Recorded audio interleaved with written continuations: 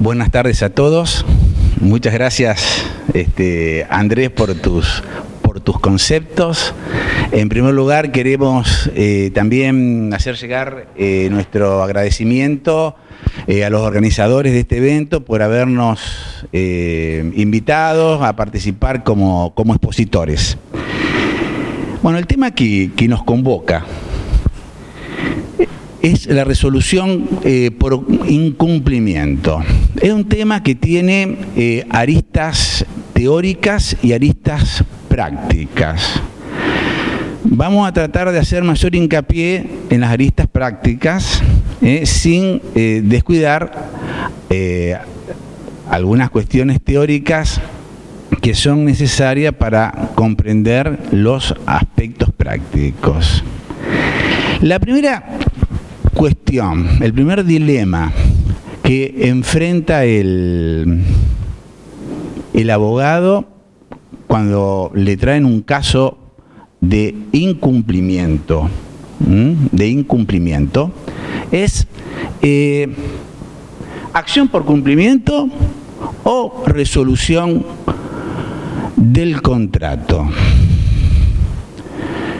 ¿Cómo resuelvo estas dos posibilidades?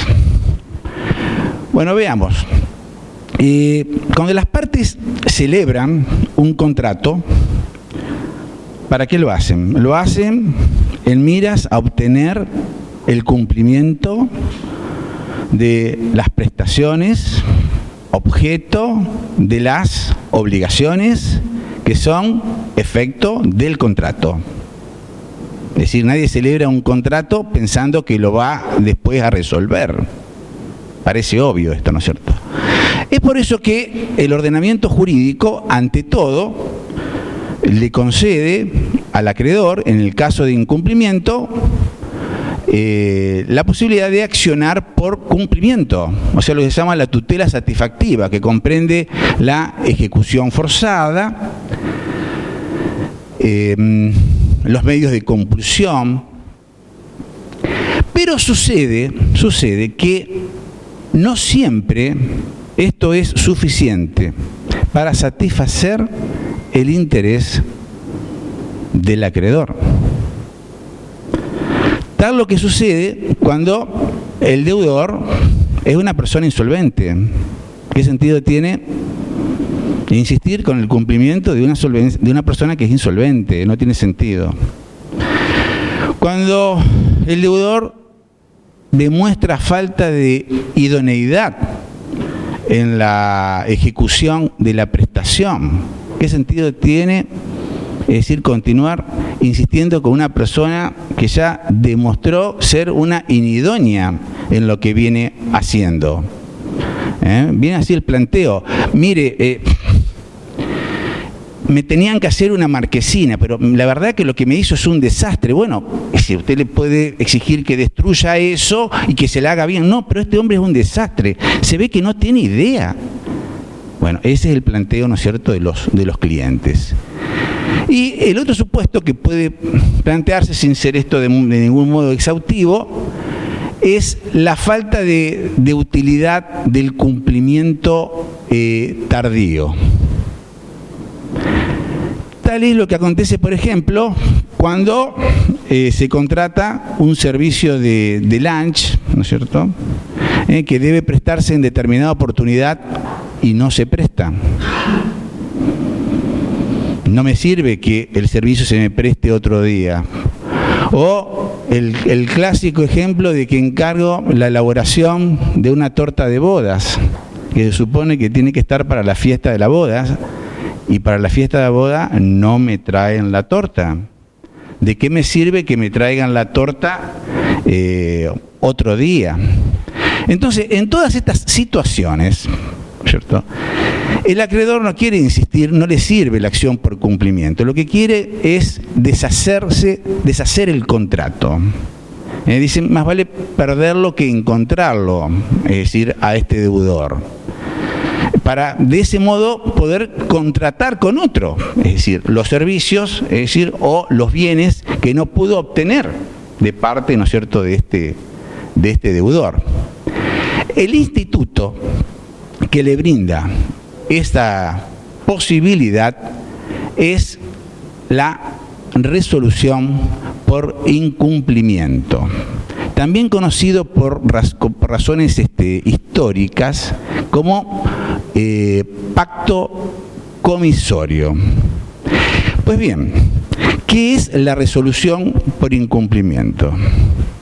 La resolución por incumplimiento es, en definitiva, la facultad que tienen cada una de las partes de un contrato para dejarlo sin efecto en caso de incumplimiento de la otra parte. Le decía es decir, razones históricas, es decir, ¿por qué? Porque esta expresión de pacto comisorio es un resabio de la terminología romana. Porque en el derecho romano, ¿no es cierto?, frente al incumplimiento, no solamente se podía pedir el cumplimiento. Para poder pedir la resolución debía estar expresamente pactado en el contrato, lo que se conocía como lex comisoria. Entonces de ahí quedó la expresión pacto comisorio. Después, ¿no es cierto?, a través de una interesante evolución que excede, ¿no es cierto?, de lo que se puede desarrollar, ¿no es cierto?, aquí en esta disertación, se terminó, es decir, admitiendo que, es decir, este pacto era implícito en los contratos. Es decir, por más que no se lo previera, estaba implícito. Y así, ¿no es cierto?, es decir, subsistieron en el tiempo las dos figuras, el pacto comisorio expreso y el pacto comisorio tácito. Bueno, muy bien. Vamos a referirnos ahora ¿Qué artículo quedó ahora consagrado? Antes del 1204. Enseguida le digo. Enseguida lo vamos a borrar. Está bien, enseguida le digo. Bien. Una vez que está resuelta esta cuestión de qué acción voy a instaurar, por supuesto que acá hay que consultar el interés del cliente. A ver, ¿usted qué quiere con esto? ¿Quiere pedir el cumplimiento? Y te podés encontrar con una respuesta como esta. No, mire, yo la verdad que a este hombre yo no lo quiero ver más, no quiero que entre más a mi casa, es más, tengo miedo que me haga algún daño, por favor, no quiero de ninguna manera que él cumpla.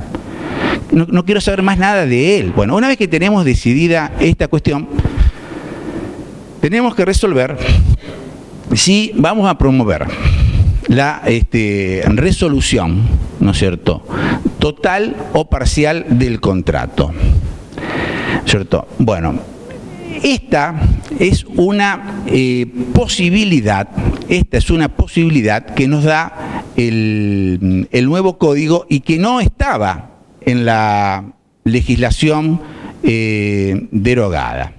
Pero bueno, antes de ir específicamente a esta cuestión, y para satisfacer, ¿no es cierto?, la inquietud acá de la colega, es también, ¿no es cierto?, una cuestión práctica el aspecto metodológico. Es también un problema práctico porque, es decir, cualquier abogado,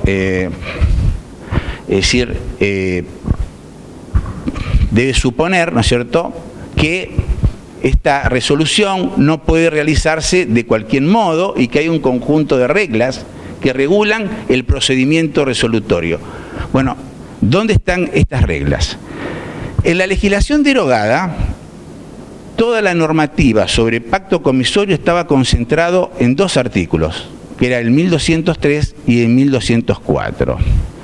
En el nuevo código, ¿no es cierto?, la normativa está desperdigada entre los artículos 1077 y 1089, ¿no es cierto?, los que se distribuyen una parte general destinada a regular todos los supuestos de ineficacia por declaración unilateral de una de las partes, a saber, rescisión, revocación, además de la resolución, que son los artículos 1077 a 1082. Y una parte especial, o sea, digamos, una regulación específica para la resolución por incumplimiento, comprendida en los artículos 1082 a 1089.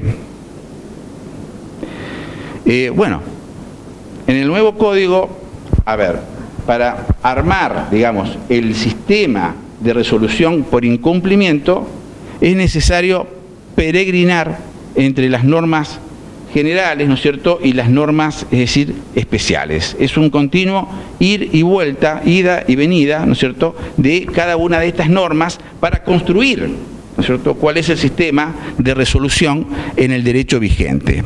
Pero hay que reconocer que se han regulado otras cuestiones que no estaban reguladas en la legislación derogada. Entonces, ahora sí, yo le venía diciendo, en cuanto al alcance, que puede ser total o parcial, que es una posibilidad que da el nuevo código. Sin embargo, ¿no es cierto?, debo aclarar que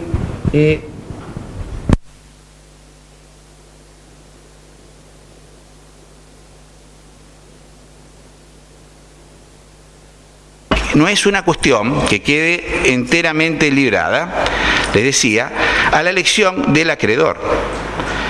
Porque, según el Código, si el incumplimiento es parcial, debe promoverse la resolución parcial. Para promover la resolución total, es menester que quede acreditado que el acreedor no tiene ningún interés en el cumplimiento parcial que realizó el deudor. Ahora, esta ¿no es cierto?, elección entre lo parcial y lo total es excluyente. ¿Esto qué significa? Que una vez que elegimos una de las dos posibilidades, no podemos después recurrir a la otra. Si optamos por la parcial, no podemos ir a la total y viceversa. ¿De acuerdo? O sea que hay que ser muy cuidadoso con esta cuestión. Bueno, una vez que ya tenemos decidida toda esta cuestión, debemos indagar si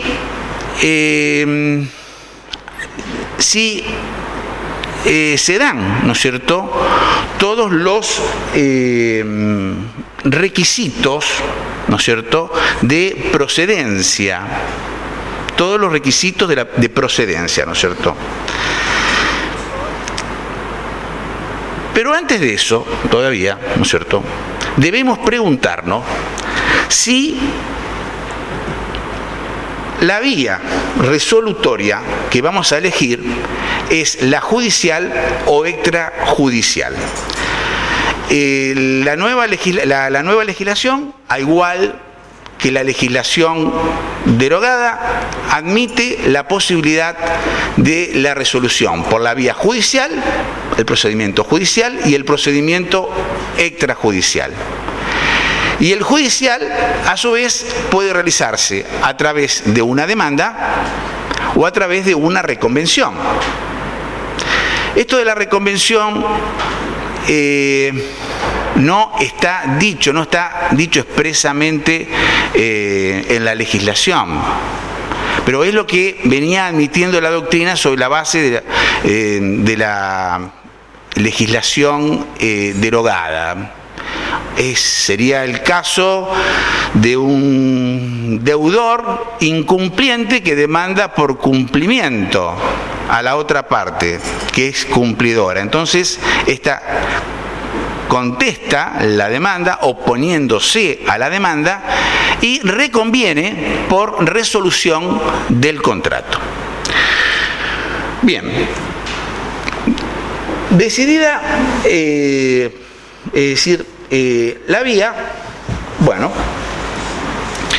tenemos de que el pacto comisorio, digamos, sea que usemos la resolución, ¿no es cierto?, implícita o la resolución expresa, la vía judicial prácticamente no ofrece diferencia. Pero sí hay diferencia, ¿no es cierto?, en cuanto a los requisitos de procedencia si utilizo el procedimiento extrajudicial.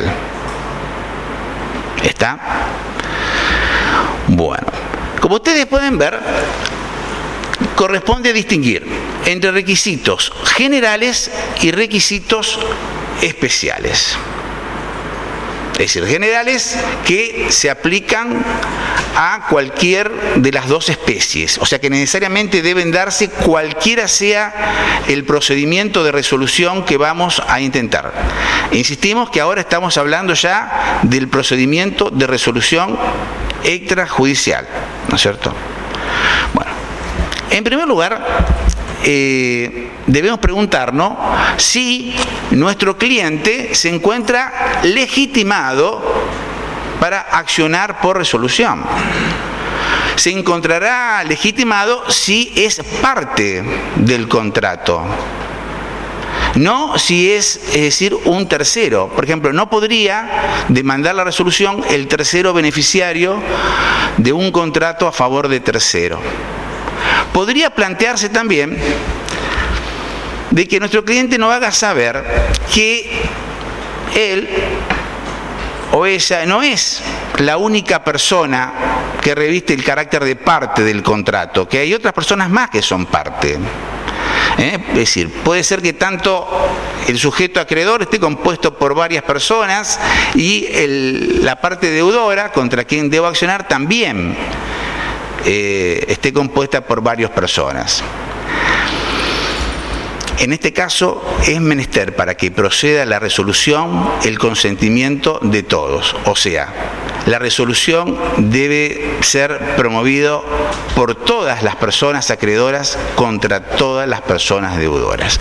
Esto significa justamente de que en este aspecto la procedencia de la acción, es decir, la legitimación es indivisible. Basta que uno de ellos no esté de acuerdo para que la resolución no proceda. En segundo lugar, el incumplimiento. Bueno, este es el requisito fundamental de la figura. Es el poco que le da el nombre, ¿no? Resolución por incumplimiento, un poco la piedra de toque de esta institución. Ustedes recordarán que el incumplimiento es la disconformidad entre la conducta obrada por el deudor y la conducta debida según la obligación. Es como una infracción a lo debido. El incumplimiento puede ser total o absoluto, pero también podría ser un incumplimiento parcial, podría ser un incumplimiento defectuoso. Es decir, en los casos en que si bien el deudor cumple, no satisface los requisitos del pago de identidad, de integridad, de puntualidad. Bueno, cualquier de estas especies de incumplimiento podría habilitar la resolución. Sin embargo, ¿no es cierto? Sin embargo, como ya se sostenía desde antes, es decir, durante la legislación derogada, el incumplimiento debe ser importante, debe ser grave. ¿Por qué? Porque de lo contrario, ¿no es cierto?, el acreedor, al ejercer la acción resolutoria, podría estar incurriendo en una actitud abusiva, podría caer en un ejercicio abusivo de la facultad resolutoria. Entonces, es decir, el legislador y la jurisprudencia están muy prevenidos respecto de esto, y también nosotros los abogados, como parte de los operadores jurídicos, debemos estar prevenidos. Es decir, se van a encontrar con el cliente que busca la resolución para deshacerse de un mal negocio. Uy, vendí mi lancha antes de la devaluación, me quiero morir, ¿usted sabe lo que perdí? A ver, doctor, por favor, a ver, haga algo, a ver, ¿cómo podemos dejar sin efecto este contrato? Entonces nos podríamos buscar algo, es decir, algo por más insignificante que sea, como para justificar la resolución. Bueno, esto es lo que, es decir, no se puede hacer porque es un ejercicio, es decir, abusivo, sería un ejercicio abusivo de la resolución por incumplimiento. El Código Civil, ¿no es cierto?, reformado en el 68, no aludía a esto que le estoy hablando ahora, hablaba del incumplimiento. La doctrina insistía en todas estas consideraciones acerca de la importancia del incumplimiento. El nuevo código, ¿cierto?, es decir, por lo contrario, hace hincapié en esto, exigiendo que el incumplimiento sea esencial. Debe ser esencial en atención a la finalidad del contrato. Y no se queda con eso. Destina, es decir, 5 incisos ahí subsiguientes en lo que indica, señala supuestos en que el incumplimiento sería esencial. Por supuesto que esos incisos de ninguna manera son taxativos, son meramente enunciativos. De todos esos incisos, hay 3 que aluden a circunstancias objetivas, o sea, que hacen, digamos, esencial o es sustancial el incumplimiento por estar referido a cierto tipo de incumplimiento. Y 2, ¿no es cierto?, son circunstancias subjetivas, apuntan al ánimo del deudor incumpliente. A ver, ¿cuáles son esos supuestos? A ver, yo diría, de todos esos, ¿no es cierto?, el inciso C. El inciso C dice que el incumplimiento es sustancial cuando priva al acreedor de lo que tenía derecho esencialmente a cumplir, ¿no es cierto? Tenía derecho priva al acreedor de lo que tenía sustancialmente derecho a recibir, ¿no es cierto?, en virtud del contrato. Bueno, este sería el supuesto clásico. El inciso A alude al caso en que el acreedor tiene derecho a exigir el cumplimiento estricto de la prestación. Esto dice así. Dice, el cumplimiento estricto de la prestación es fundamental dentro del contexto del contrato. Cuando se incumple la prestación de modo estricto. ¿Y por qué lo dice el código? ¿Cuál es el sentido de esto? Porque en principio exigir el cumplimiento estricto de la prestación podría resultar abusivo. Siempre hay un margen de tolerancia, no puede ser todo al 100%, pero hay casos, ¿no es cierto?, hay casos en que, atento el contexto del contrato, como dice, ¿no es cierto?, es decir, el inciso, es fundamental el cumplimiento, es decir, estricto, ¿no es cierto? Por ejemplo, es decir, la ubicación de un tabique en el cual debe insertarse un cierto mueble que también, ¿cierto?, se ha encargado a medida para incorporar a ese espacio. Podría decir el constructor, mire, a ver, el tabique está desplazado apenas 1 centímetro, es exagerado. No es exagerado porque ese centímetro hace que mi mueble no entre. ¿Entienden? Y el inciso B alude al supuesto en que la falta de cumplimiento oportuno determina la pérdida del interés del acreedor. Es el caso en que se incumple una obligación con plazo esencial. El ejemplo que le ponía hoy yo de quien contrataba, ¿no es cierto?, un servicio de lunch o contrataba una orquesta para determinado evento, y en ese evento la orquesta no se presenta, el servicio no se presta. Bueno, esto sería, ¿no es cierto?, un incumplimiento esencial. Los incisos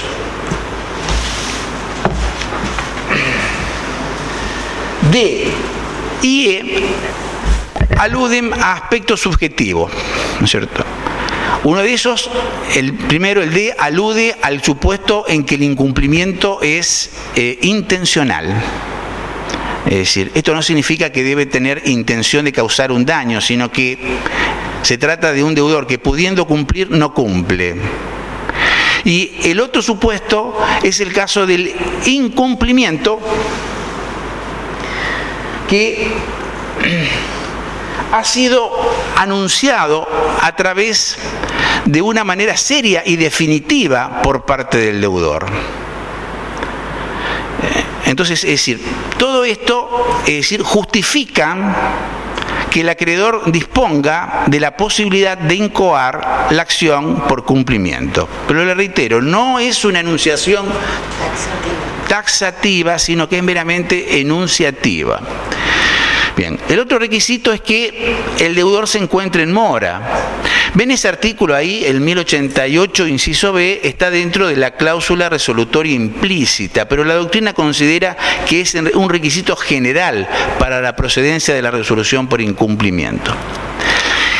Y el último requisito general es que el acreedor se encuentre en situación de exigir el cumplimiento. ¿Cuándo se encuentra en situación de exigir el cumplimiento? Cuando él mismo ha cumplido, ¿no es cierto? Cuando él ha ofrecido cumplir, en el caso de que, ¿no es cierto?, todavía no lo haya hecho, o en el supuesto que todavía no tenga que cumplir porque su obligación es a plazo. ¿Por qué es necesario que él se encuentre en esta situación? Porque de lo contrario, el deudor contra quien se interpone la resolución podría oponer lo que, ustedes seguramente recordarán como excepción de incumplimiento contractual, ¿no es cierto? Y que en el nuevo código tiene otra denominación. El nuevo código trata la figura como de suspensión de cumplimiento.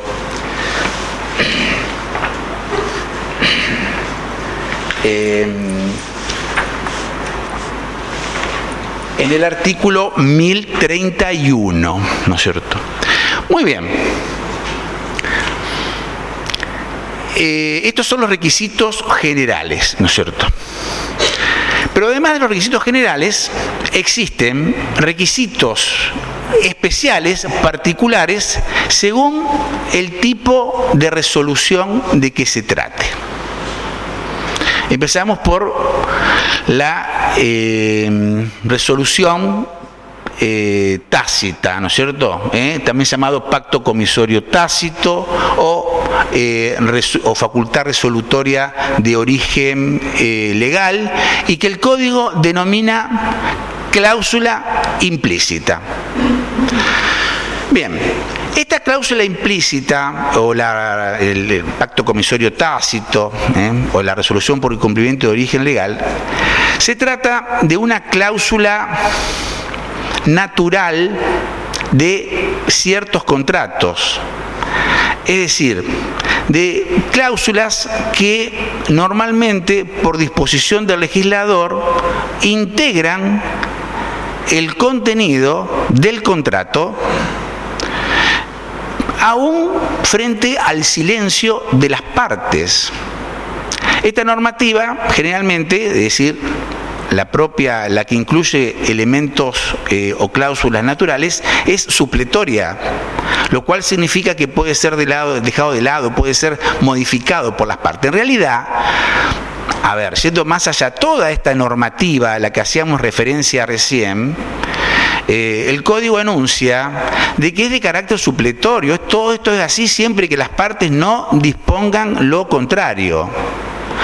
Pues bien, entonces, decíamos recién que era de ciertos contratos, ¿no es cierto? Un elemento natural de ciertos contratos. ¿Cuáles son los contratos respecto a los cuales se considera incluido tácitamente la posibilidad de resolverlo? La de los contratos bilaterales. En el régimen derogado, esta era una cuestión discutida, pero ahora el debate queda cerrado con esto de que son los contratos bilaterales.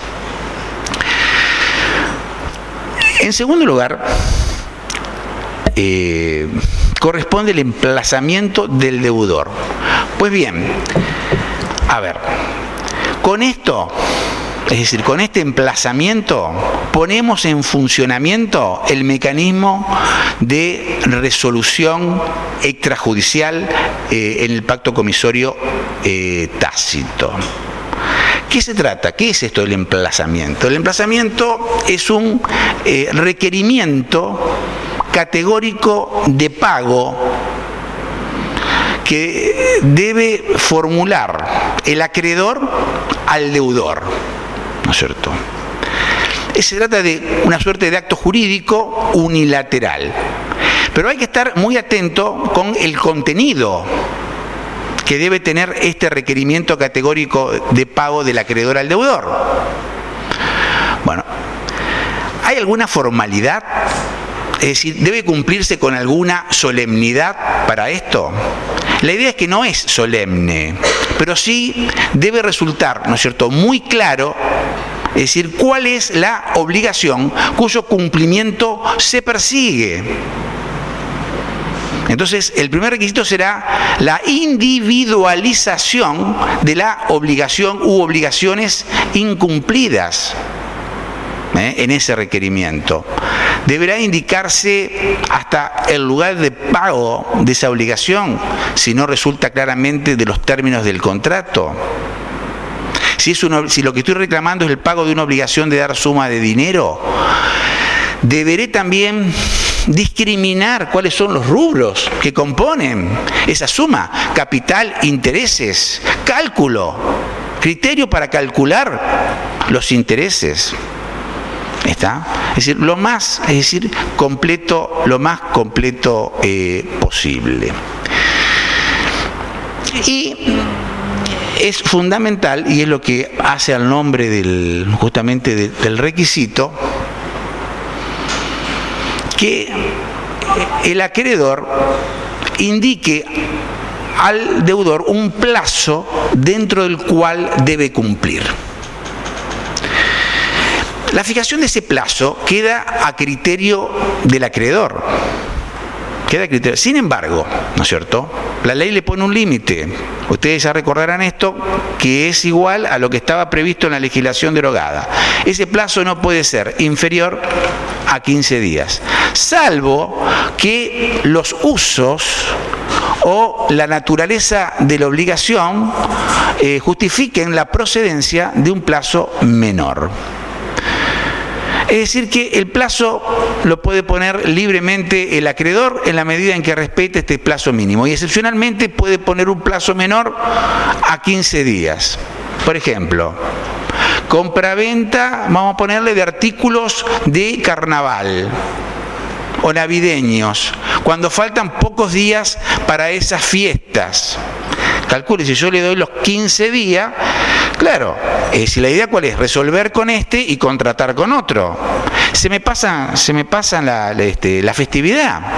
Entonces, en estos casos se justificaría que el emplazamiento sea por un término menor.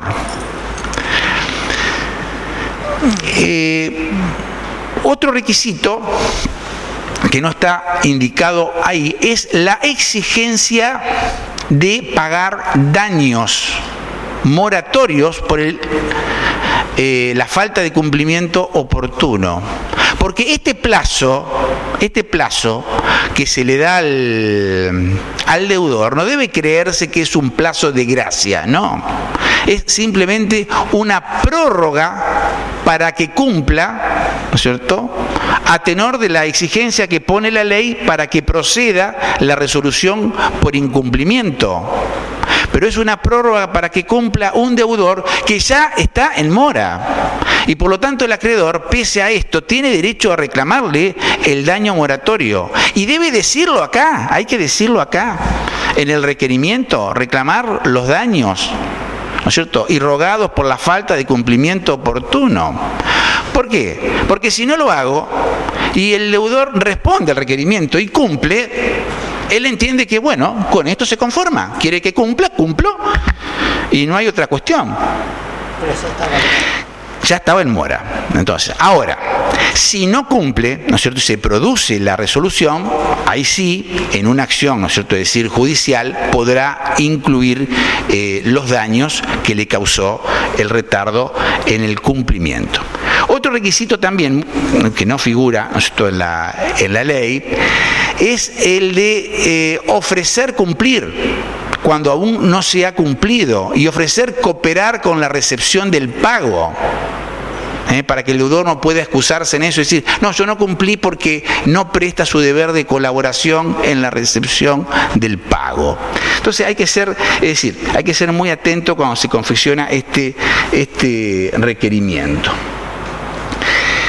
Otro requisito que es fundamental es incluir, y esto sí está expresamente en la ley, el apercibimiento expreso de resolución. Es decir, que ese requerimiento de pago se haga bajo el apercibimiento de que, en caso contrario, ¿no es cierto?, se tendrá por resuelto el contrato. Hay que decirlo. ¿Y por qué? Y porque hay que advertirle, por una razón de buena fe, al deudor, que esto no es una mera intimación de pago más. Estoy poniendo en marcha el mecanismo resolutorio, que va a traer consecuencias para él, porque si no cumple, el contrato se va a resolver. ¿Está? Pero también puede traer consecuencias para el acreedor en cuanto al ejercicio del ius variandi, que después, ¿no es cierto?, vamos a referirnos brevemente. Por excepción, hay supuestos, ¿no es cierto?, ahí figura, hay supuestos, por excepción, en que la ley dispensa al acreedor de realizar el requerimiento de pago, que expresamente los menciona, que son los casos en que haya imposibilidad de pago, cuando hay una falta de interés en recibir el cumplimiento de manera temporánea, el caso, ¿no es cierto?, de las obligaciones con plazo esencial, o cuando el deudor ya ha manifestado seriamente de que no va a cumplir. Entonces, en estos casos que yo les mencioné, imposibilidad de la prestación, incumplimiento de una obligación con plazo esencial, ya me avisó que no va a cumplir de ninguna manera, ¿qué sentido tiene imponerle al acreedor que insista con un requerimiento cuyo resultado ya sabemos cuál es? Entonces, en estos casos estamos liberados de realizar el requerimiento, y bastará para llegar a la resolución con una comunicación de la voluntad de resolver el contrato. Y finalmente, para que se produzca la resolución, tendrá que transcurrir justamente el plazo que le indiqué al deudor para que cumpla, ¿no es cierto?, sin que haya cumplido. Mientras ese plazo no se cumpla, el deudor puede cumplir. Si no cumplió, automáticamente, de pleno derecho, se produce la resolución. Acuérdense que ahí dice comunicación. ¿Por qué? Porque en el caso de que no se exige el requerimiento, bastará con una comunicación. Hay casos además en el código donde supuestos particulares donde la ley autoriza al acreedor a pedir directamente la resolución del contrato. Son diversos los supuestos que pueden darse. No me quiero extender ahora en eso porque tengo que darle después la palabra a Mónica, pero por ejemplo, en materia de resolución por falta de pago de alquileres, ¿no es cierto?, que Mónica después se va a referir cuál es el procedimiento. Bueno, acá no hace falta instaurar el mecanismo resolutorio que acabo de indicar, poner en marcha todo este mecanismo resolutorio. Es decir, no es menester, ¿no es cierto? La ley ahí pide requisitos, es decir, específicos, y hay que respetar esos requisitos y no el procedimiento resolutorio en general. Después, Mónica, vos te vas a referir a esa situación, después presten la atención. No se los digo ahora para no repetir temas. De todos modos, ustedes pueden hacer, van a tener un desarrollo completo de esto, pueden consultar el código comentado de Alberto Bueres, de Editorial Hammurabi, el tomo 3C, edición del 2018, que he tenido ahí la oportunidad, ¿no es cierto?, de comentar todos estos artículos sobre la extinción del contrato, así que ahí pueden tener un desarrollo más completo de esta cuestión. Bueno, pasamos ahora a la cláusula expresa o pacto comisorio expresa o resolución por incumplimiento de origen convencional. Se trata esto de una cláusula accidental, ¿no es cierto? ¿Qué es una cláusula accidental? Cláusulas que normalmente no integran el contenido del contrato, pero que las partes pueden incorporar al contrato a fin de alterar sus efectos ordinarios. Y la pregunta es, bueno, pero ¿para qué una cláusula expresa si ya existe una cláusula implícita? ¿Qué sentido tiene? El sentido es el siguiente. Es decir, la cláusula expresa permite hacer operar la resolución respecto de contratos que están fuera del ámbito de aplicación de la cláusula implícita. Permite modelar, fijar, determinar qué tipo de incumplimiento es suficiente para promover la resolución del contrato. O sea que hay una cuestión de certeza, de seguridad jurídica. Es decir, no estoy en la incertidumbre y no se dirá que esto es abusivo. Entonces esa es la trascendencia que tiene. Y además, el procedimiento resolutorio a través o propio, ¿no es cierto?, de la cláusula expresa es mucho más ágil que el procedimiento según la cláusula implícita. Entonces, en primer lugar, como se trata, yo le dije, de una cláusula accidental, es obvio que tiene que estar estipulado expresamente por las partes en el contrato. Nuevamente, sin palabras sacramentales, pero que resulte claramente que es intención de las partes, es decir, convenir, ¿no es cierto?, una resolución diferente a la genérica prevista en el legislador, o sea, la propia de la resolución o de la cláusula tácita. ¿Cierto? O sea, debe resultar esto, es decir, patente. No bastará con decir, las partes podrán, resolver el contrato conforme a cláusula expresa o algo así muy genérico. No, deberá individualizarse la o las, obligaciones, ¿no es cierto?, cuyo incumplimiento autorizan a resolver el contrato en virtud de esta cláusula. Se puede particularizar incluso el modo en que ese incumplimiento justificaría la resolución en virtud del ejercicio de esta cláusula. Bueno, en segundo lugar, es menester que se dé el incumplimiento que está previsto en esa cláusula. Si se diera otro incumplimiento, ya no podría invocar la cláusula expresa, sino que tendría que intentar resolver el contrato a través de la cláusula tácita.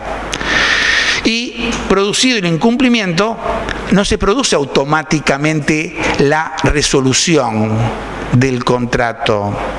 Pero ¿y cómo no? ¿Y por qué no? Y porque, ojo, no se olviden que el acreedor siempre tiene derecho a pedir el cumplimiento o la resolución. ¿Por qué desembocar necesariamente en una resolución? La última palabra la tiene él. De lo contrario, estaríamos frente a una condición resolutoria, no a un pacto comisorio expreso o a una cláusula expresa.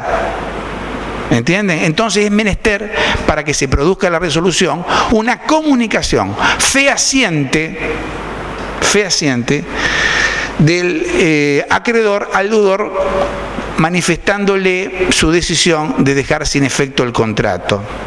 El contrato acá queda sin efecto desde el momento que el deudor recibe esa comunicación. Acuérdense que siempre todas estas comunicaciones de las que estamos hablando son a través de un medio fehaciente. La que acabamos de indicar o la que vimos hoy, el requerimiento en en la cláusula resolutoria tácita, carta certificada, bueno, si queremos gastar un poco más, un acta notarial, una carta documento, bueno, en fin, pero algo que sea fehaciente, es decir, que haga fe por sí solo en juicio. Eso es lo que exige constantemente la ley. Bueno, ¿dónde dejé media plata?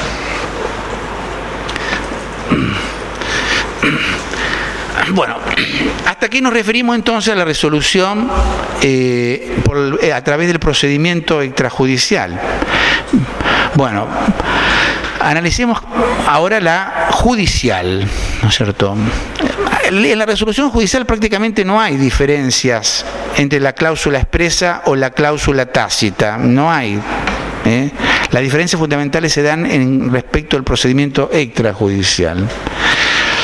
Pero respecto de la resolución judicial, sí se planteó ya cuando estaba vigente la legislación derogada respecto de la cláusula resolutoria implícita, sí, a la hora de promover, es decir, una demanda, ¿no es cierto?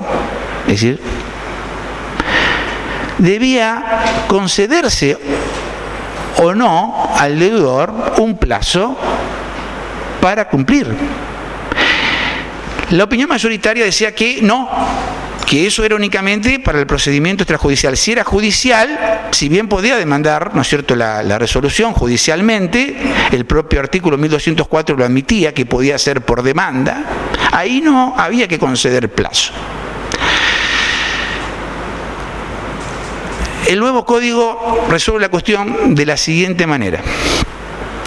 Si bien para promover la demanda por resolución en virtud de la cláusula implícita, ¿no es cierto?, no es necesario interpelar previamente al deudor, el deudor, promovida la demanda, tiene la facultad de cumplir durante el plazo del emplazamiento. O sea que, es decir, acá queda resuelta la cuestión planteada en la doctrina. Finalmente, nos referimos acá, a lo que hace la parte estructural, al ius variandi. Dijimos nosotros que, producido el incumplimiento, el acreedor podía pedir el cumplimiento o pedir la resolución. El ius variandi es la facultad que tiene el acreedor una vez que ha pedido una vía para optar por la otra. ¿Y el Código permite esto? El Código lo permite, pero en un solo sentido. Pedido el cumplimiento, puedo después pretender la resolución, pero no a la inversa, pero no a la inversa. ¿Por qué no a la inversa? Bueno, esto se hace en defensa del interés del deudor, porque se estima que el deudor, frente a una pretensión de resolutoria del contrato, es como que se desentiende del contrato. Se pudo haber desentendido y dice, bueno, esto no va más, y pudo haber comprometido los servicios o los bienes a otra persona, a un tercero, haber contratado con un tercero. Pretender después, es decir, la resolución pretender después el cumplimiento, cuando ya se había pedido la resolución, sería como traicionar su buena fe.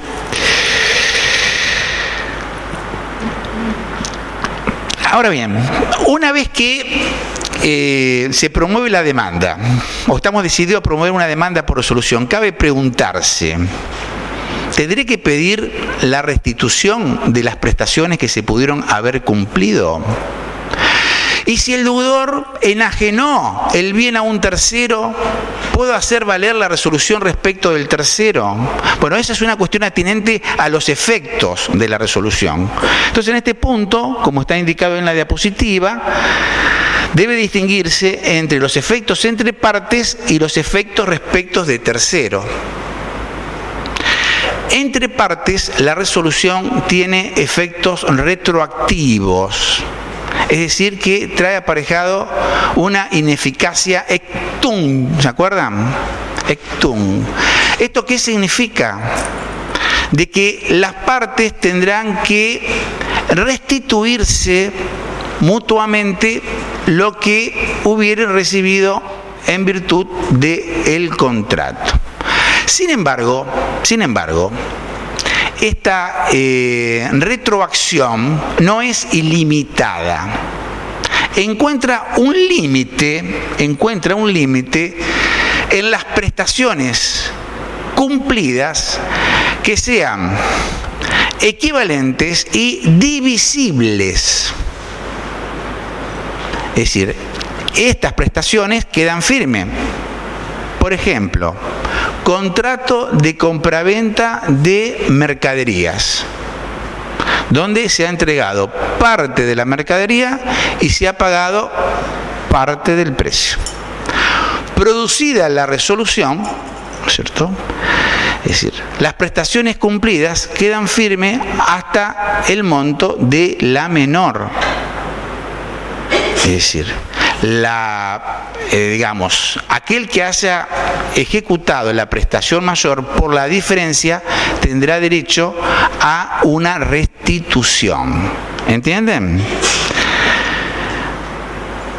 Ahora bien, esa puede ser la restitución en especie, o el código habla también de la posibilidad de restituir un valor. Por ejemplo, cuando ya se hubiere dispuesto, ¿no es cierto?, de esa mercadería y no hubiere otra, digamos, que le sea equivalente. El código ahí es bastante detallista, expresa que esa restitución se rige por el régimen de las obligaciones de dar para restituir a su dueño, que la restitución debe ser recíproca y simultánea. Respecto de terceros, ¿no es cierto?, la resolución no produce efecto en la medida en que que sus derechos lo hayan adquirido de buena fe y a título oneroso, sin distinguir que el acto sea de administración o de disposición. Y hay un efecto más que produce entre partes la resolución, que es el deber de resarcir los daños que la resolución ocasiona.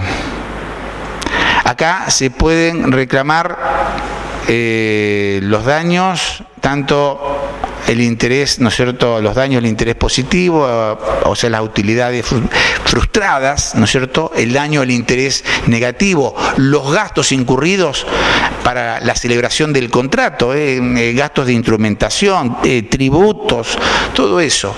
Bueno, se le aplica, el código acá remite a toda, es muy amplio esto, y se aplica toda la normativa sobre la responsabilidad civil. Y también se aplica la normativa sobre la cláusula penal. Si el contrato incluía una cláusula penal, esta cláusula penal, ¿no es cierto?, que prevé el deber de pagar un daño, una indemnización, en estos supuestos, mantiene su vigencia pese a la ineficacia. Y no es la única cláusula.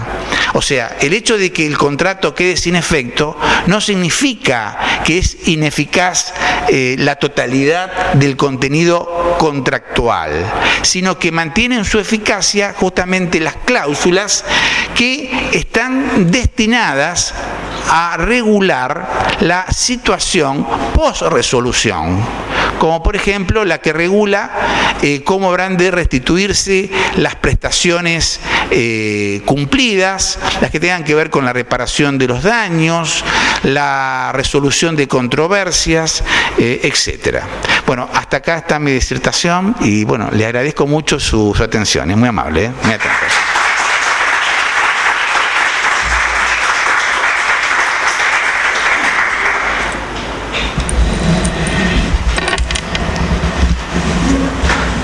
Bueno, mientras Adrián cambia las computadoras, yo voy a hablar con respecto a la confección de los contratos de locación y boleto de compra-venta en relación al nuevo Código Civil y Comercial. Así que vamos a ir hablando detalladamente y bastante rápido porque es bastante largo, pero vamos a tratar de hacerlo lo más sencillo posible para que ustedes tengan los elementos necesarios para confeccionar o instrumentar un contrato de locación y de compraventa. de boleto de compraventa, porque en realidad vamos a hablar de la compraventa de inmuebles. Yo particularmente elegí este tema cuando nos convocaron, porque en general uno cuando entra al estudio jurídico, lo primero que nos dan para que empecemos a trabajar son estos dos tipos de contratos.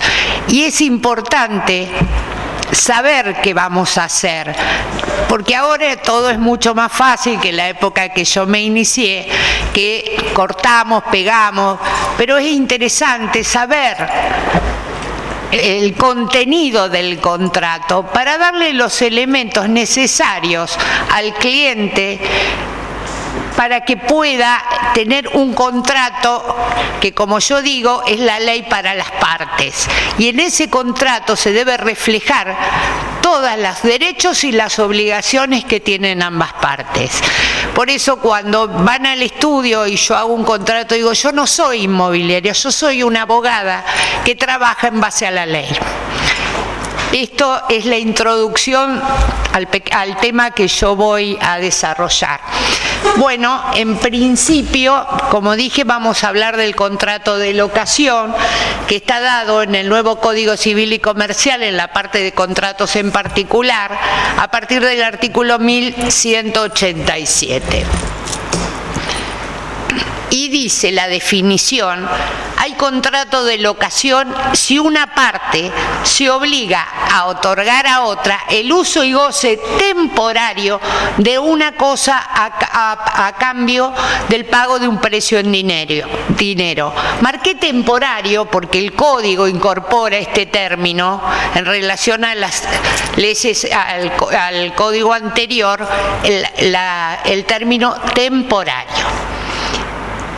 El mismo artículo habla de la aplicación subsidiaria de las normas del contrato de compraventa, es decir, en cuanto al precio, al consentimiento y al objeto que no esté previsto dentro de la normativa del contrato de locación, se aplica subsidiariamente las normas del contrato de compraventa.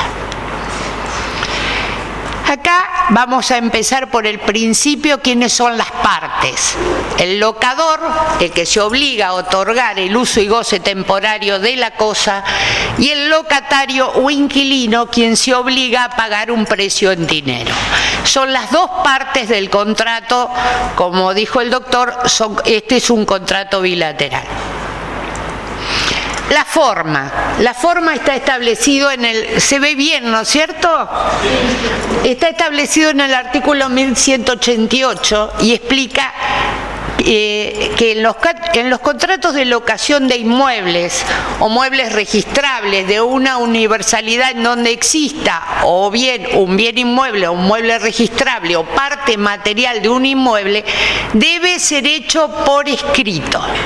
Lo mismo que las prórrogas de esos contratos. Bueno, el objeto en nuestro caso sería el inmueble. Acá me paro un poquito porque ya entramos en contrato, es decir, ya hablamos de las partes, locador y locatario, con todos sus datos personales y especialmente con el domicilio que hay que colocarle para que tengamos cualquier notificación, tengamos un domicilio constituido ya en el contrato. En cuanto al objeto, es decir, la cosa inmueble, lo importante en el contrato es detallar el inmueble.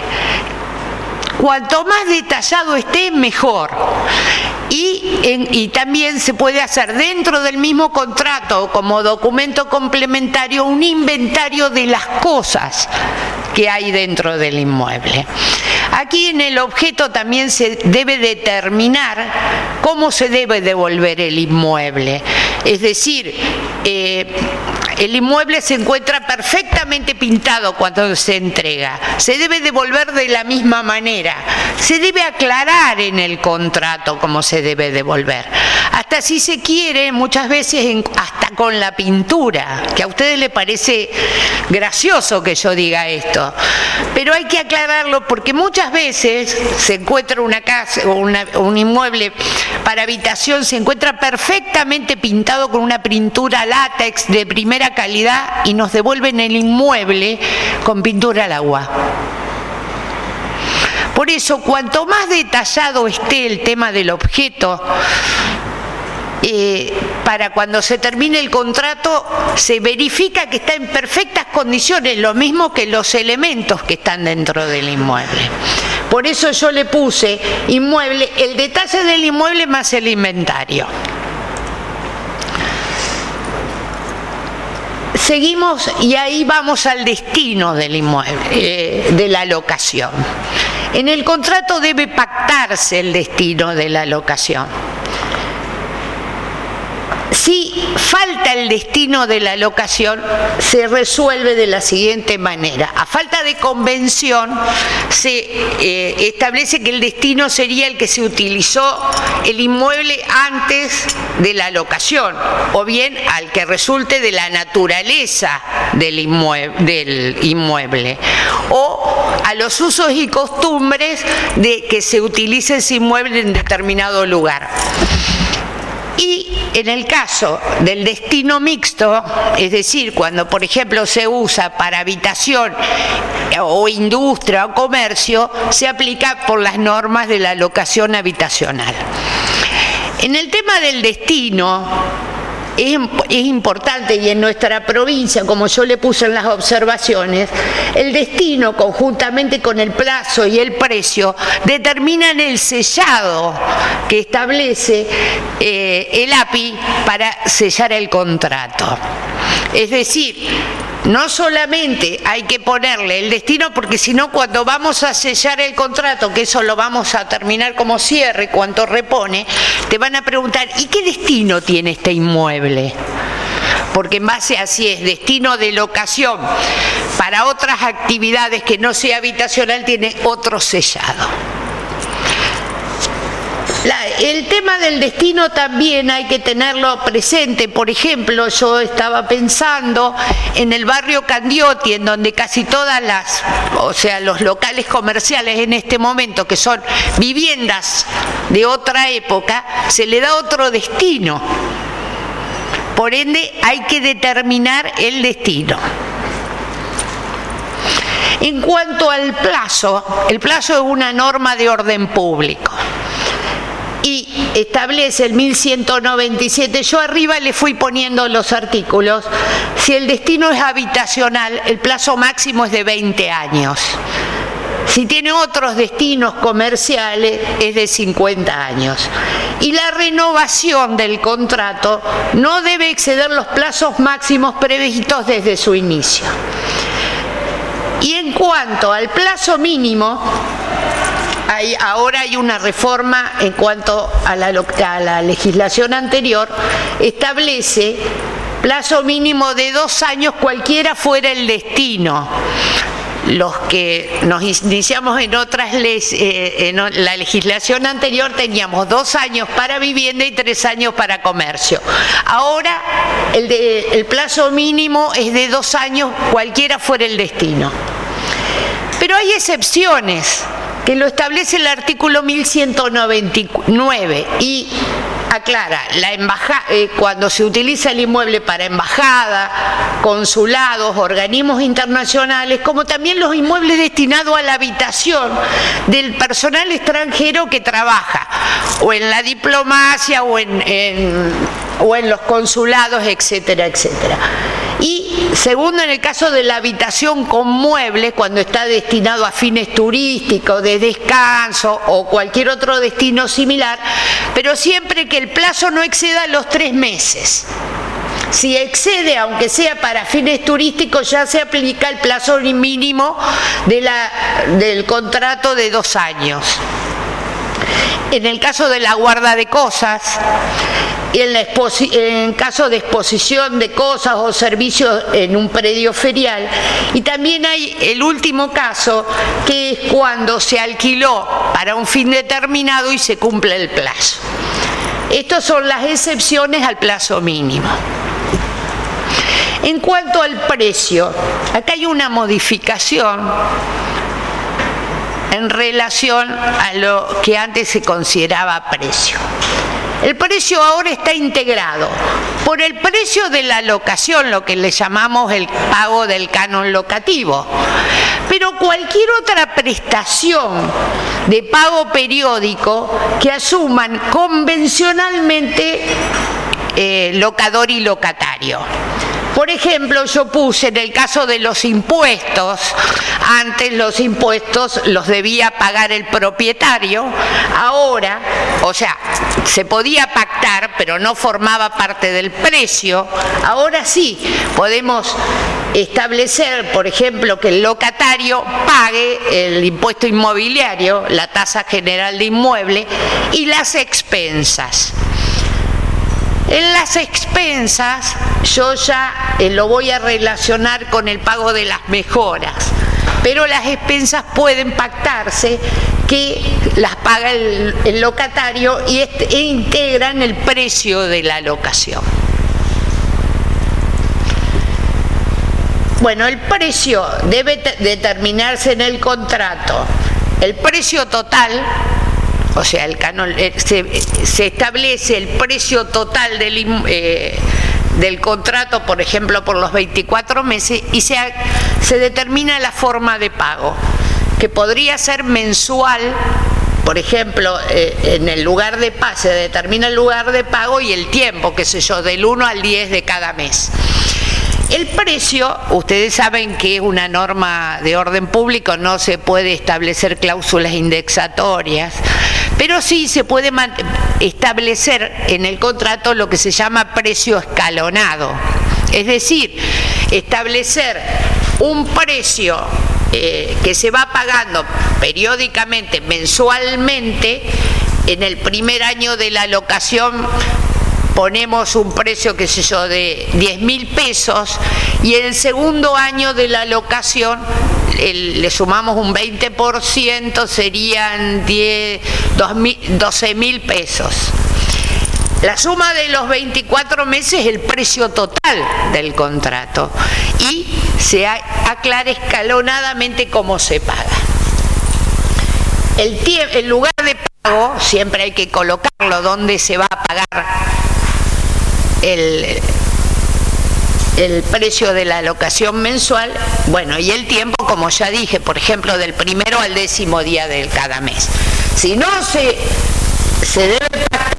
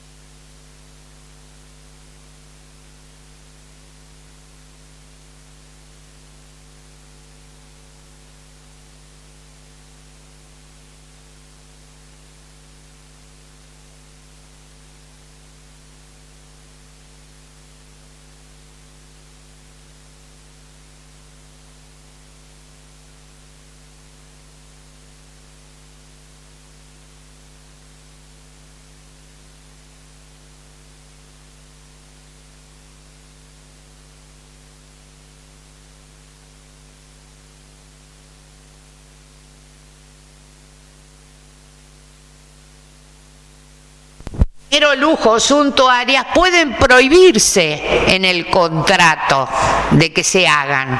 Las útiles no, porque hacen al mantenimiento del inmueble en la locación, pero las mejoras suntuarias o de lujo nosotros podemos pactar que no se hagan, pero puede ser que se hagan, y ahí vamos a encontrarnos con que puede ser que si sacamos la mejora al inquilino al irse de la propiedad, no degrade la naturaleza del bien.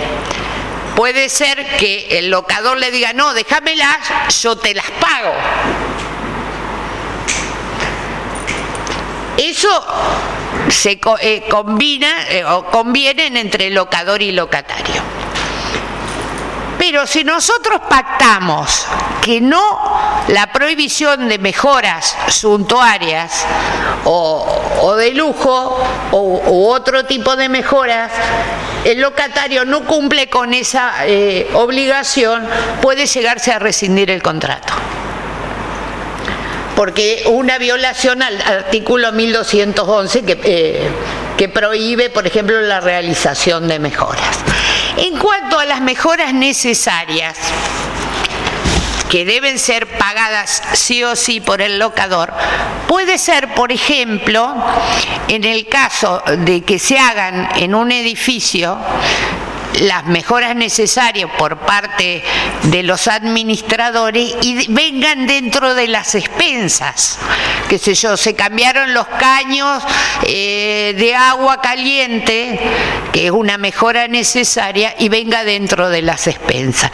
Ahí el inquilino que pactó pagar las expensas deberá reclamarle al propietario o al locador, mejor dicho, el pago de esa parte proporcional de las mejoras necesarias, porque es de orden público eso. Eso hay que tenerlo presente siempre. Bueno, las obligaciones de cada uno. El locador debe entregar la cosa como acordó y conservar la cosa de acuerdo al uso pactado, al destino, efectuar todo tipo de reparaciones necesarias para que se pueda cumplir con el destino que se pactó en el contrato. Y bueno, y como tercera obligación es pagar las mejoras necesarias.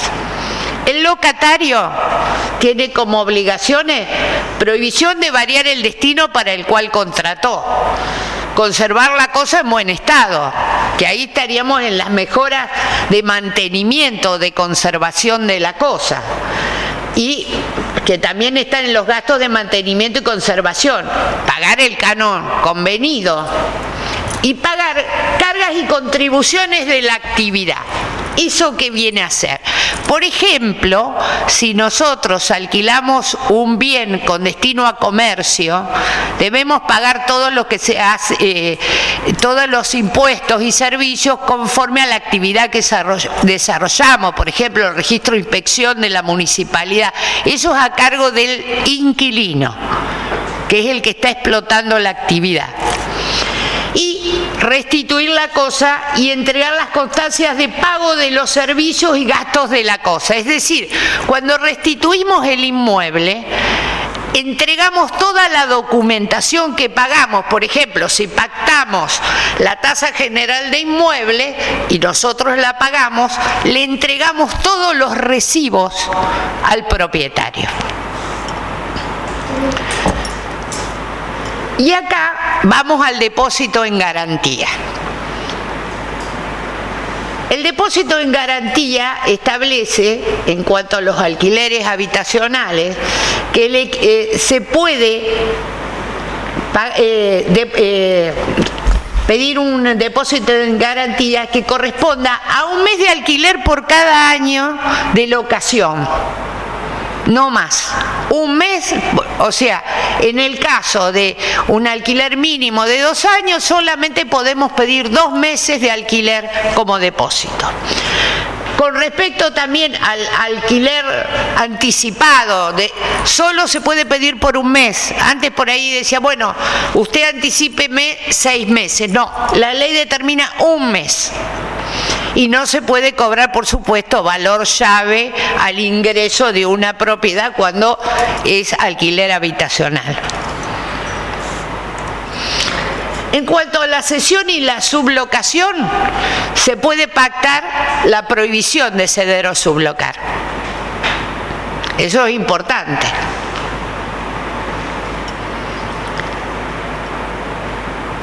Y la extinción del contrato se produce por cumplimiento del plazo y entrega de la cosa. Eso sería la extinción normal del contrato. Por resolución anticipada del contrato, que es el artículo 1221. En el caso, Ya voy a explicar. En el caso de cuando la locación se concluyó y no se restituyó el inmueble, no hay tácita reconducción del contrato. Cualquiera de las partes puede dar por concluido el contrato notificando fehacientemente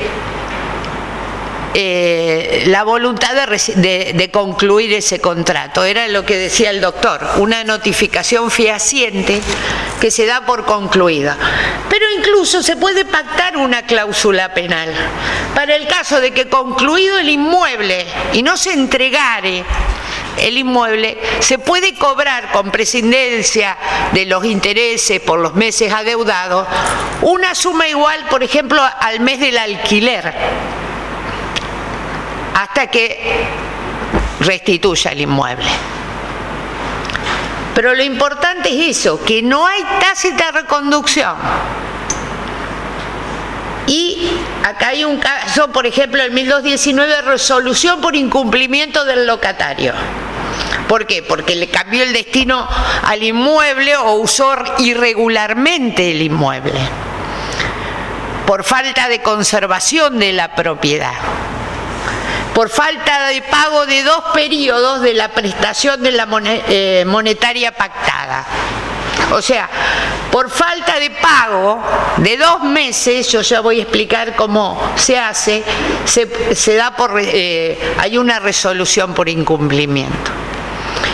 Y la resolución por incumplimiento, por imputable al locador, es cuando la obligación de conservar la cosa para el destino no se cumple, y en el caso de la garantía de evicción y vicios redivitorios, o sea, que haya vicios ocultos en el inmueble y que cuando se alquiló no se vieron.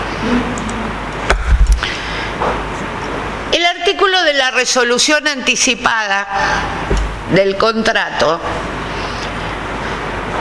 dice: habiendo transcurrido 6 meses del contrato, el locatario podrá rescindir el contrato, notificando fehacientemente, acá otra notificación fehaciente, al locador su decisión.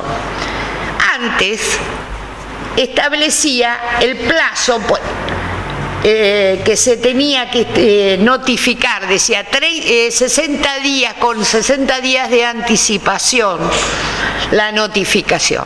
Ahora no lo dice. Yo creo que se debe pactar, porque si no, estaríamos, por ejemplo, se vence el día, se va a ir el día 30 de junio y el 27 le notifica al locador que se va a ir.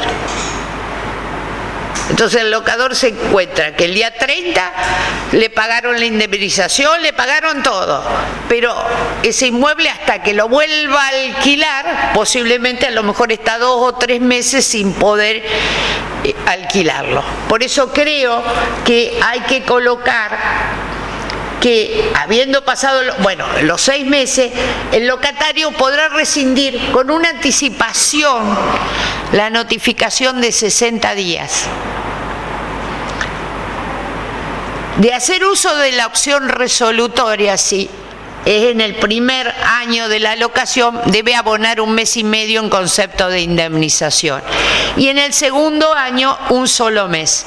En el caso de los contratos excepcionales en cuanto al plazo que hablamos del 1199, es decir, en el caso de que alquilemos para embajadas o consulados, ahí la indemnización es de 2 meses.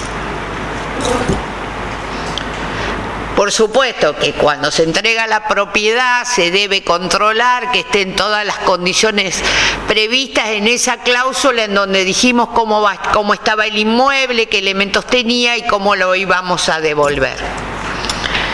Y en cuanto a los fiadores del contrato, podría ser que a lo mejor los locatarios son muy solventes y no necesitamos fiadores, pero generalmente necesitamos personas que avalen el cumplimiento del contrato.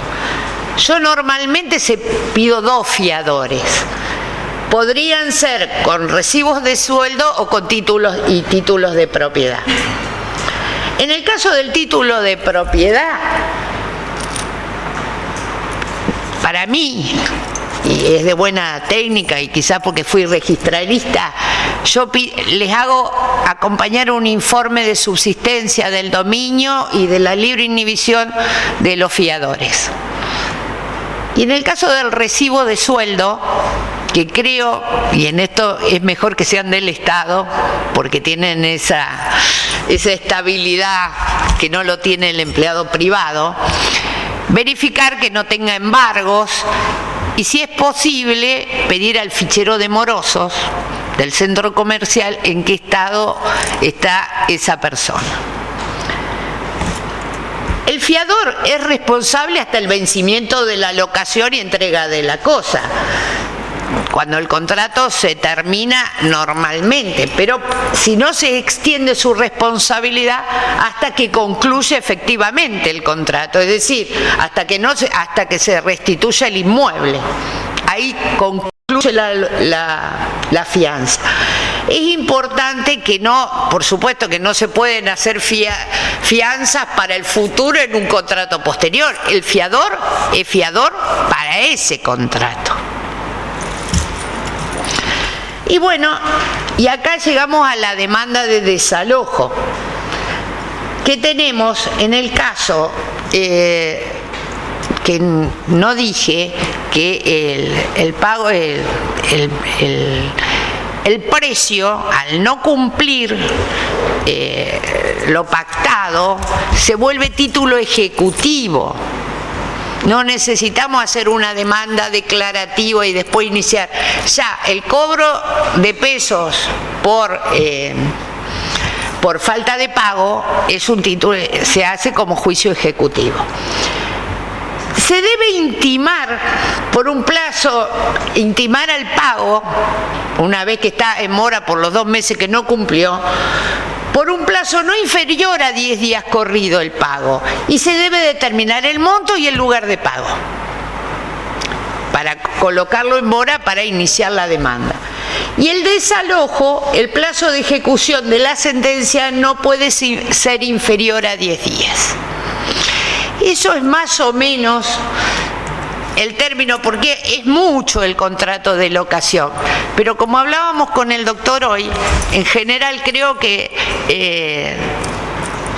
ustedes han estudiado el contrato de locación por el código anterior y por las leyes anteriores. Este código civil y comercial, no sé, es del 2015, no sé si alguno más o menos conocía el tema. Bueno, ahora, espera.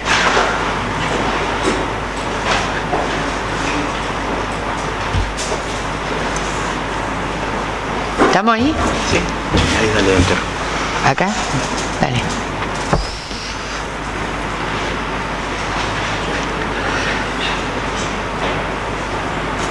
Bueno, ahora vamos a hablar del boleto de compraventa. Tratamos de hacerlo un poco esquematizado, quizás si tenemos tiempo pueden llegar a hacer preguntas. El boleto de compraventa está en la última parte de del contrato de compraventa dentro de los contratos particulares. Hay 2 artículos, 1170 y 1171. Pero vamos a hablar del concepto del contrato, porque en realidad esos artículos hablan de los efectos del contrato frente a los terceros, individuales y colectivos. Pero vamos a hablar en cuanto a la confección del contrato. Los sujetos del contrato son el comprador y el vendedor. Siempre necesitamos los datos personales, pueden ser personas humanas o personas jurídicas, pueden hacerlo a través de poder, con todos los datos, ¿no es cierto? El objeto del contrato es el inmueble. Para confeccionar el contrato siempre se le deben solicitar los títulos antecedentes, que puede ser la escritura pública, puede ser una hijuela y un acta de subasta. Lo importante es que estén inscritos en el registro de la propiedad. ¿Por qué? Porque el artículo 1902 habla de la buena fe y para acreditar la buena fe se debe hacer todo un examen de la documentación y solicitar el informe registral. Ese informe registral, que es el mismo que yo hablé cuando se pide para la fianza, para avalar con un inmueble, son aquellos informes que les llaman publicidad noticia. No tienen ningún tipo de efecto más que el conocimiento de cómo está la situación registral. Eso no nos garantiza que después puede llegar a variar la situación. Pero si tenemos el día de mañana que acreditar la buena fe, ya teniendo ese informe registral, ya estamos acreditando que cumplimos con los requisitos del 1902. El inmueble, se va a individualizar el inmueble, es decir, cuando vamos a hacer el boleto de compra-venta y tenemos el título antecedente, vemos qué es lo que van a vender. ¿Van a vender el inmueble entero? ¿Van a vender? No, yo en realidad voy a vender un lote del inmueble. Ah, entonces usted tiene un nuevo plano de mensura. Entonces ya el inmueble no va a ser ese inmueble grande que estaba en el título antecedente, sino de acuerdo al inmueble mensurado. Se puede firmar el boleto aún estando en trámite el plano. Pero, y acá paro un poco y les digo, sí, pero tenemos que saber en qué estado está de tramitación el plano. ¿Por qué? Porque eso hace al plazo. No es lo mismo que recién el agrimensor ingresó el plano o está recién haciendo las mediciones a que el plano ya esté por salir. Porque como toda oficina pública lleva su tiempo. Por eso siempre es bueno saber todos estos elementos para determinar el plazo que vamos a otorgar la escritura pública. Y ese es el plazo que debe constar en el boleto.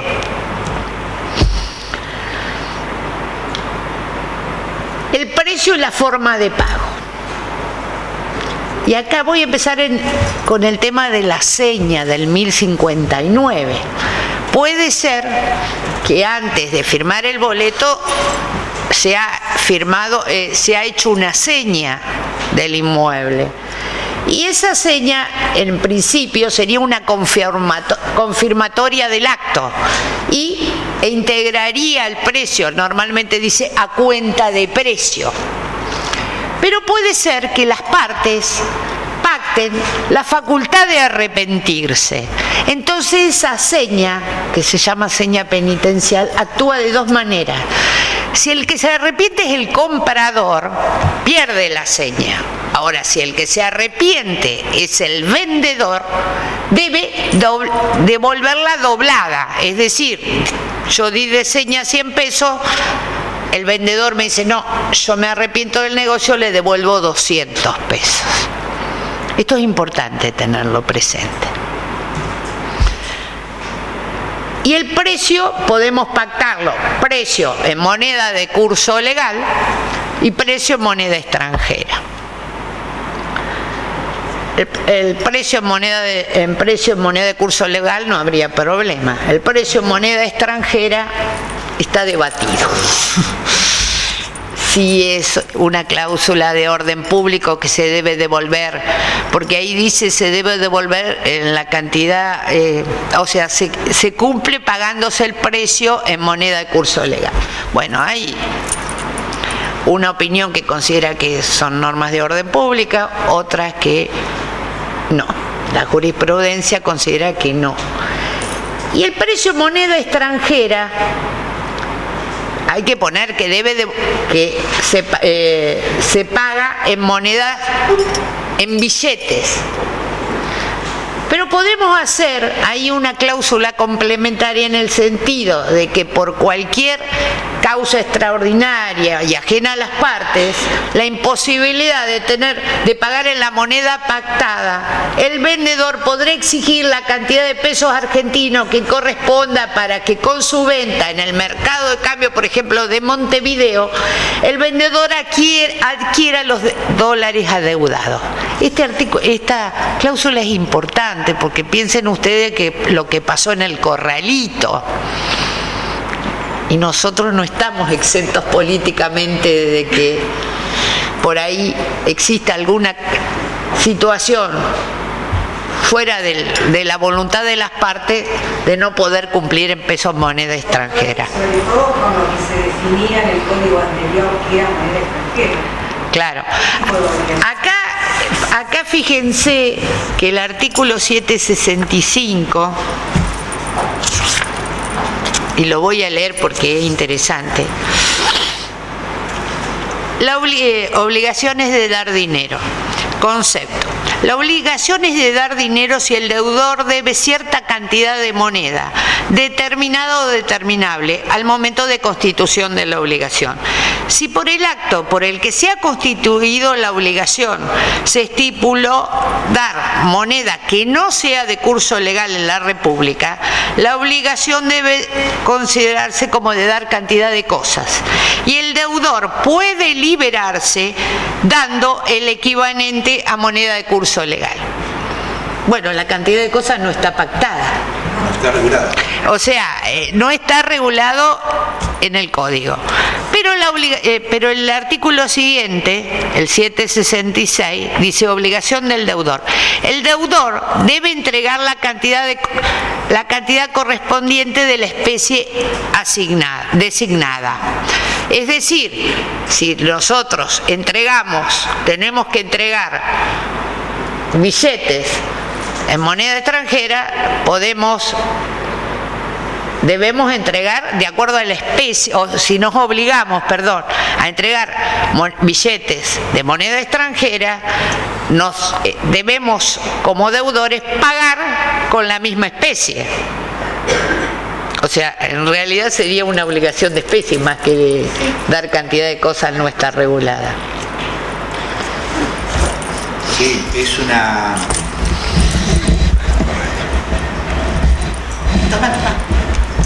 Sí, no. Hola. Ese artículo que leyó Mónica dice que se le aplica el régimen de la obligación de dar cantidad de cosas. La obligación de dar cantidades de cosas no está regulada en el código. Ahora, según la regulación que tenía el Código de Vélez, cuando uno debía cosas, cumplía entregando las cosas que estaban convenidas. Pero para salvar esa situación, a renglón seguido... La obligación de especie. Claro, esto no estaba en el código anterior. En el proyecto... No, el código anterior no, estaban de nuevo. En el proyecto no, el proyecto seguía el régimen anterior que consideraba la moneda extranjera dinero. Era el mismo régimen, nosotros, o sea, tenía el mismo tratamiento que la moneda de curso legal. Dice que se le aplica el régimen de la obligación de dar cantidades de cosas, pero le agrega lo que se conoce como la facultad soluciones. O sea, la facultad que tiene el deudor de liberarse cumpliendo con moneda de curso legal. Yo creo que es una norma claramente de orden público y que esto no podría ser dejado de lado por voluntad de las partes en el contrato. Eso es lo que yo pienso. El doctor Rivera también, ¿no es cierto?, piensa lo mismo y hay varios profesores que están en la misma tesitura. Pero la verdad es que, como dice Mónica, el criterio mayoritario y el criterio jurisprudencial es de que se puede dejar de lado esta facultad de liberarse con moneda de curso legal e imponer que el deudor sí o sí tiene que cumplir entregando los billetes correspondientes a la moneda extranjera pactada. Ahora, no ha habido mucho avance, Mario, con respecto al Código de Vélez. El que más o menos zafó fue la ley de convertibilidad. Claro, bueno. Fíjate vos, yo creía que había tenido un avance Pero además es bastante contradictoria porque dice dar cantidad de cosas no está regulada y abajo habla de obligación de especie. Modifica... el Código de Deberes originario, ¿te refieres? Claro, exacto. No, claro. 619. Esta solución, sí, es paradójico. Ustedes habrán sentido hablar hasta el cansancio del antiguo código, del vetusto código del siglo decimonónico, y acá en moneda extranjera traemos la misma solución que traía el vetusto Vélez. ¿Se dan cuenta la incoherencia? Esto de considerar a la moneda extranjera como obligación de dar cantidad de cosas, eso lo decía Vélez. Y después eso de la facultad soluciones lo admitió la jurisprudencia, o sea que es un régimen que funcionaba así como está ahora legislado, ¿no es cierto? Por eso, bueno. en el caso, por eso yo puse esta cláusula complementaria, atendiendo a las distintas situaciones de nuestro país, en el caso de que no se pueda conseguir la moneda pactada. Entonces, el vendedor podrá exigir la cantidad de pesos argentinos que necesitamos para comprar esos mismos dólares, por ejemplo, en la plaza de Montevideo. Incluso se puede agregar con todos los gastos que conlleva el comprar la moneda. Porque esto siempre va a ser un problema en la Argentina, en realidad, especialmente no tanto en materia de locaciones de vivienda, pero puede ser también el tema del precio en las locaciones comerciales de grandes industrias, tendríamos un problema en moneda extranjera de la misma manera. Llegado el caso. Porque la habitacional acá en Santa Fe no se ven prácticamente, que yo conozca, alquileres en dólares. En Buenos Aires sí, yo creo que Puerto Madero, todo eso debe ser pactado. Ahora vos tenés que tener expertise en esto. ¿Por qué decir el mercado de Montevideo? ¿Es más estable? Es más estable.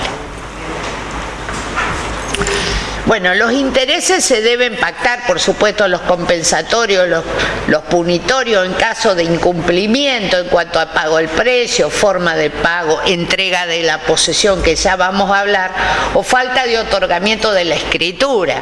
Es decir, frente a cualquiera de estos incumplimientos se deben pactar los intereses. Y la posesión. La posesión se debe entregar, por supuesto, libre de ocupante y en el estado y las condiciones que pacten las partes. Se puede pactar que se entrega al boleto, se puede pactar que se entrega a la escritura pública. Creo yo que menos del 50% al boleto no se puede dar la posesión, aunque el código establece por ahí frente a los terceros con el 25% del precio. Generalmente se pacta a la escritura pública, al otorgamiento de la escritura pública, pero yo el otro día hablando con el doctor Gianfelici, un caso muy común que nos pasa a los abogados, estamos tramitando la sucesión, hay un inmueble de los causantes y los herederos no tienen a lo mejor para pagar los gastos de la sucesión, entonces ponen en venta el inmueble y posiblemente libre de ocupantes, con lo que cobren a la firma del boleto pueden terminar la sucesión para poder escriturar, y si se entrega bastante posiblemente los compradores quieran pactar en la entrega del inmueble. Son casos, cada caso es particular, son distintas situaciones que se dan. Y llegamos a la escritura pública. Se debe determinar siempre en el contrato la fecha, al cuánto tiempo se va a otorgar la escritura. Esto también hay que verlo con respecto, como yo dije, si hay que hacer plano. La individualización del escribano público por ante quién se va a otorgar. Y la determinación de cómo se va a pagar la escritura pública. Hay 2 artículos en el código, salvo pacto en contrario, esto no es una cláusula de orden público, que dice que el vendedor soporta todos los gastos de la cosa vendida. Es decir, por ejemplo, si hay que someter a propiedad horizontal el inmueble para después hacer la adjudicación, si hay que hacer plano, todo lo atinente a la preparación de la escritura pública es a cargo del vendedor. Y el comprador paga todos los gastos de recibo de la cosa, por ejemplo, el testimonio de la escritura, la registración del inmueble. Esta es una cláusula subsidiaria. Si las partes pactan otra cosa, no es de orden público. ¿Cuál artículo es? Ahí está, 1138 y 1141. ¿No ves que le puse salvo pacto en contrario? Se aplica el 1138 y el 1145.